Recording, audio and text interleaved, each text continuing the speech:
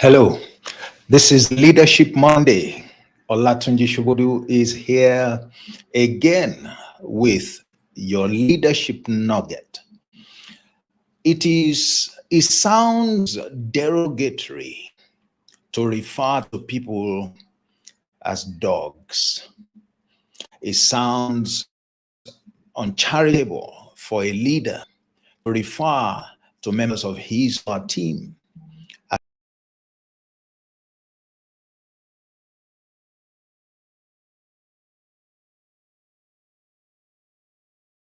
that leaders must contend with. All right. And here is the reason why. I want to speak to you today pointedly on the subject beware of dogs. Beware of dogs. Remember, this is a leadership nugget. What does that mean? Where are the dogs? Well, that counsel which you would do well to embrace, to observe, to put to use, suggests that there are members of your team that may be likened to dogs. All right? They behave like dogs. Uncharitable, but truth. And leaders don't shy away from truth. Now, referring to people as dogs does not mean you as a leader should call them dogs. It means that you should seek to understand the behavior, the character of the people that work with you. And some of them will act like dogs. That information is for your use. That information is not for you to use against your people or in describing them. All right? You don't tell people that they are dogs, but you know when you have people in your team who behave like dogs. Beware of dogs as you step forward conducting your leadership assignment this week. Beware of those in your team who are or who act like dogs. And that's a counsel, that you'd find in Philippians 3 and verse 2. At Emet Leadership Academy, we nurture leaders based on truth. And that is truth right there for you. Paul was writing, he said, beware of dogs. And in case you may be thinking, what was Paul thinking? All right. As some may suggest, don't take everything that he says. Well, I am not saying that. Everything, all scripture is inspired by God. So I will take what he said. Moreover, Jesus made that point very clearly in Matthew 7 and verse 6. You find that counsel there again. And it's very compelling this time. It says, don't give what is holy to dogs. He said, neither should you cast your pearls before swine or pigs, if you like. The same counsel. So I guess Paul got it from somewhere. And Jesus couldn't have gone wrong. Nobody has led with the kind of effectiveness, with the kind of panache, with the kind of depth of knowledge like he has led. There is no greater role model. So you better pay attention to this. Be reminded, don't refer to anybody in your team as dogs. That's disrespectful. But know that and look out for those who can be likened, whose character can be likened to those of dogs who may be in your team. And the point is this: if you don't take knowledge or notice of them, your work as a leader will be undermined. What do dogs do? We're told that they will turn around. They have no regard for the value of what you are sharing with them, and they will tear you. You know members of your team whose character can be likened to dogs when they have some of these, attributes. Number one, they're always working against others. They never align with others. They never cooperate with others. They're always looking for ways to undermine other members of the team. All right. Those are acting like dogs. All right. One of the things you know dogs for is that they bite. All right. Now, members of your team who are backbiting, who go behind, who come behind their colleagues to tell you something as the leader, all with the intention of running down their team members or casting them in a light that will not favor them.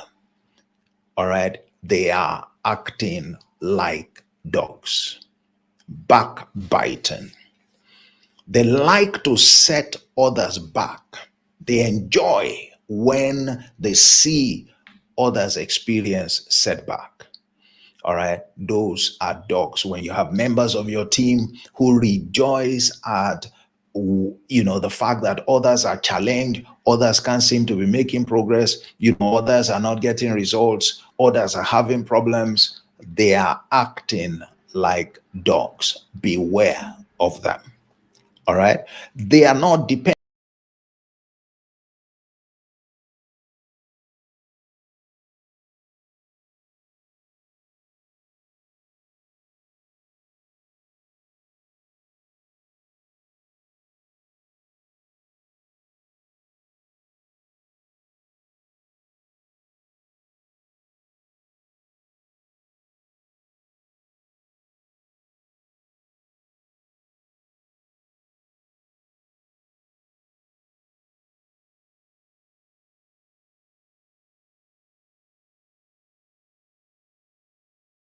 outsiders. Really, they are outsiders. Without our dogs.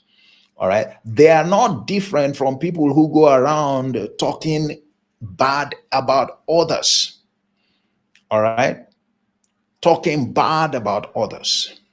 Every time you find them, they never celebrate somebody. They're always backing, so to speak, about others. They're acting like dogs. All right. They lie and they enjoy lying.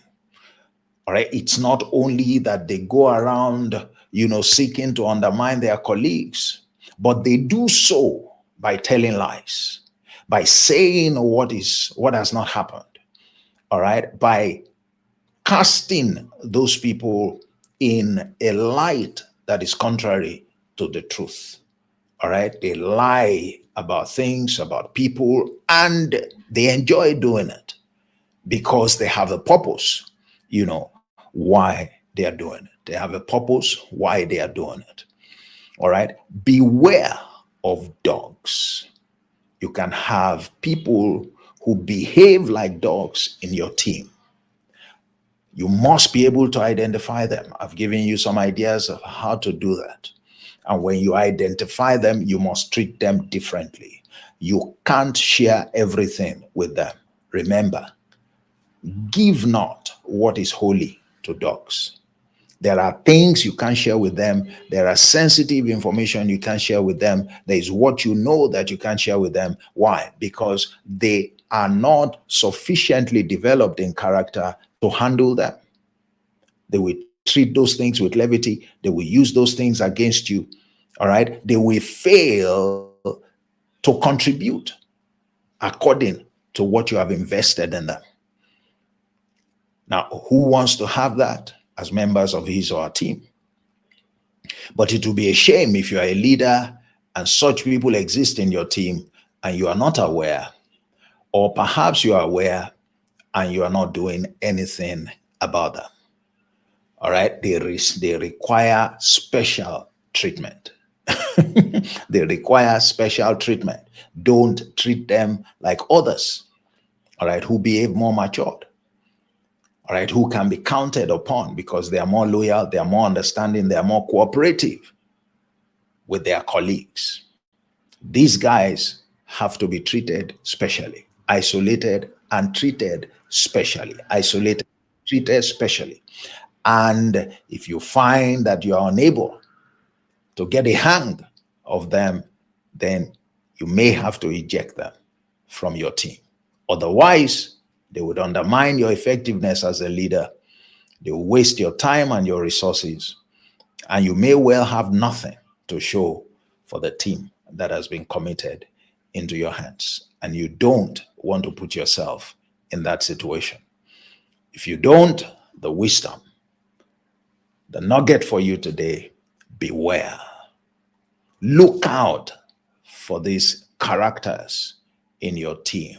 They may well be the reason while you are struggling to lead your team, while your team is challenged, why some of the people on your team are not able to pull their weight, because you have hangers on within your team who are adding no value, only undermining the team.